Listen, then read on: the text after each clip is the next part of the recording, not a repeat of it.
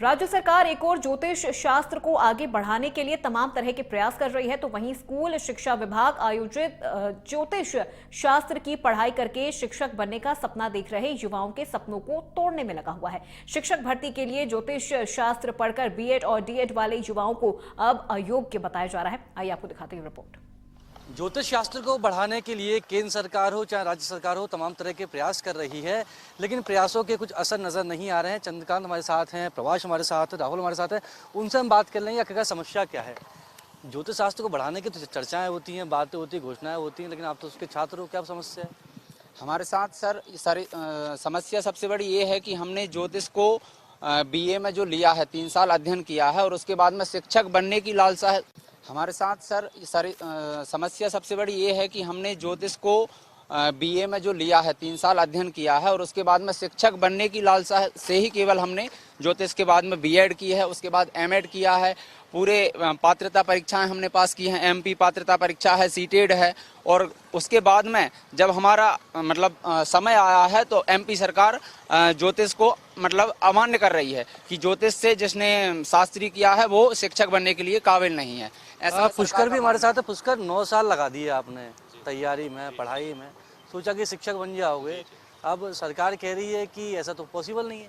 नहीं सर, इन सर जैसे हम शिक्षा मंत्री से भी मिले, डीपीआई भी गए, सब जगह हमारी बातें हुई, पर ये लोग जो केंद्र सरकार के नियम है या मिनिस्ट्री के नियम है ये मानने के लिए तैयार नहीं है। जैसे हमारी जो यहाँ से बीए होती है, जिसमें हम ज्योतिष में शास्त्री करते हैं, वो इक्विवेलेंट होती है किसके, बीए के स्तर पर यहाँ जो ये मध्य प्रदेश के अनपढ़ जो लोग बैठे हुए हैं वो इन सब को नहीं देख पा रहे हैं कि ये चीजें जो हैं मान्यता प्राप्त जो चीजें हैं, हमने प्राक शास्त्री की, शास्त्री की, इसके बाद बीएड की जो इक्विवेलेंट है और यूजीसी से भी मान्यता प्राप्त है, एनसीटीई से भी मान्यता प्राप्त है।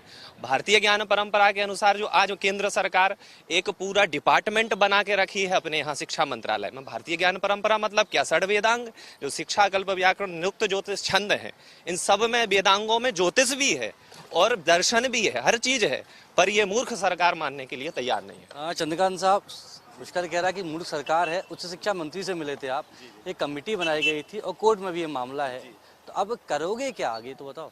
सर देखिए, अभी तो हमने आगाज किया है और हमने मीडिया का सहारा लिया है। अगर आगे यह बात नहीं मानते हैं तो हमने अन्य जो संस्कृत के मंच हैं उनसे सभी से संपर्क किया है और इस पर एक हम बड़ा धरना कर सकते हैं। तो मैं मध्य प्रदेश सरकार के लिए एक ही बात कहूँगा, जैसे कि मंत्रिमंडल जो बना हुआ है, जिस प्रकार से कार्य चल रहे हैं, तो बर्बाद गुलिस्ता करने को एक ही उल्लू काफ़ी था। अब हर साख पर उल्लू बैठा है, अंजाम गुलिस्ता क्या होगा। मध्य प्रदेश में तो ऐसा ही चल रहा है सर। एक चीज़ और बताइए कि आप, चलो आपने पढ़ लिया, ये आपके जो ऊपर अधिकारी होते हैं, कुलपति होते हैं, रजिस्ट्रार, तो उनका काम है ना। तो ना सर, हमारे यहाँ से यहाँ प्रपत्र जारी किया गया था, यद्यपि जो हमारी संस्था है वो केंद्र सरकार के अधीन है।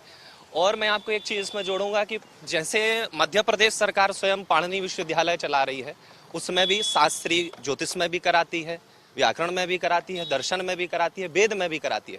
आप खुद डिग्रियां बांट रहे हैं ज्योतिष की, वेद की, दर्शन की, और आप उसको अमान्य कर दे रहे हैं अपने ही शिक्षक भर्ती परीक्षा में, तो ये तो मूर्खता वाली बात है। वो शायद समझ नहीं पा रहे हैं कि वो करना क्या चाह रहे हैं, क्योंकि इनसे कहा जाता है उठ जाइए, जबकि लेटरबाजी हो चुकी है, पूरा मामला है, कमेटी भी बिठाई गई थी, लेकिन उसके बाद भी ये जो छात्र हैं वो परेशान हो रहे हैं। 9 साल इनको पढ़ते हुए हो गए, जब नौकरी की बात आई तो कहा गया कि आपने जो पढ़ा है वो तो हमारी गाइडलाइन में आता ही नहीं है। इंडिया न्यूज़ के लिए कैमरा पर्सन सुनील वर्मा के साथ वैभव गुप्ता।